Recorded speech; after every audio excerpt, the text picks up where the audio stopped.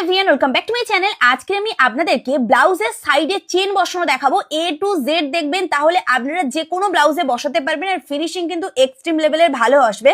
তো এখানে দেখুন আমি বসিয়ে রেখেছি। অনেকেই কিন্তু ব্লাউজে চেন বসাতে চাই, তো এটা কিন্তু একবার দেখলে আপনারাও করতে পারবেন। চলুন ভিডিওটা শুরু করা যাক। তো এর জন্য প্রথমে যে কোনো একটা সাইডে কিন্তু ফিটিংস প্রপার করে রাখবেন, আর অপর সাইডে, এটা যে কোনো সাইড হতে পারে, অপর সাইডে প্রথমে ইন্টারলক করে নিতে হবে। অবশ্যই দুটো পার্টে ইন্টারলক করে নিতে হবে এইভাবে।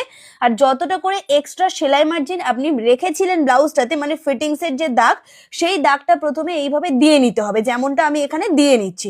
আমি 1.5 ইঞ্চি করে রেখেছিলাম আর হাতাতে গার্ডার বসিয়েছিলাম, তাই এখান থেকে মাত্র 1/2 ইঞ্চি নিয়ে হাতার সাথে মিলিয়ে দিলাম। আপনারা যে কোনো হাতাও করতে পারেন।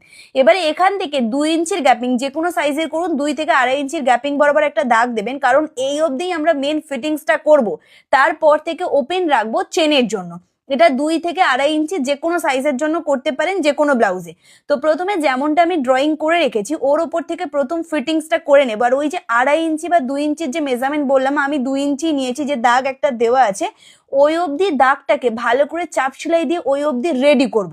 আর ওর পর থেকে পুরো যে ফিটিংসের দাগ দিয়েছি, ফিটিংসের ওপর থেকে পুরো সেলাই নিয়ে আসবো। আর মেশিনের যে 5 নাম্বার সেলাই, যেমন আমার মেশিনের 5 নাম্বার সেলাইটা বড় সেলাই, সেই সেলাইটা করব। আর কোনো রকমের চাপ সেলাইও কিন্তু নিচে দেব না, জাস্ট এইভাবে সেলাই করে রাখবেন। এতে যখন চেন বসবেন ফিনিশিং অনেক বেশি ভালো আসবে। এই যে দাগটা দেখতে পাচ্ছেন, ওই দাগ অবধি আমাদের মেন চাপ সেলাই দিয়ে রেডি করেছে। সেম দাগ আমি অপর দিকে এইভাবে তুলে নিলাম, মানে ভিতরের সাইডে। এবারে এটাকে দুদিকে ভাগ করে দেব।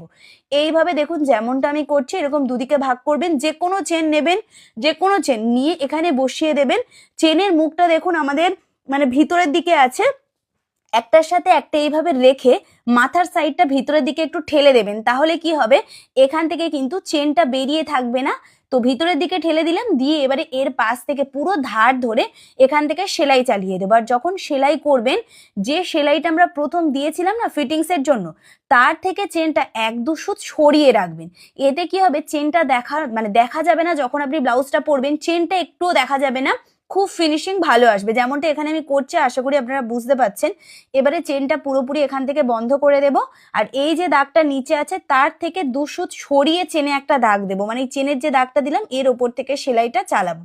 তো এখান থেকে আমি বক্স করে ঘুরিয়ে নেব, নিয়ে চাপ সেলাই দিয়ে আবার অপর সাইডটাকেও সেলাই করবো। আপনারা একবার এভাবে করে দেখুন, যে কোনো চেন ইউজ করতে পারেন, ইনভিজিবল চেন, নর্মাল চেন, কোনো ব্যাপার নয়। আপনারা এইভাবে করবেন, দারুণ ফিনিশিং আসবে। তো এখান থেকে দেখুন আমি ঘুরিয়ে নিয়ে এসে সেম 1 সুত করে, কিন্তু 1 সুত থেকে 2 সুত মেন কাপড় ছেড়ে তারপর থেকে চেনটাকে রাখবেন। তো এইভাবে নিচের দিকে নিয়ে আসবার, নিচের দিকের এই যে মাথার কাছে বেরিয়ে আছে, এটাকে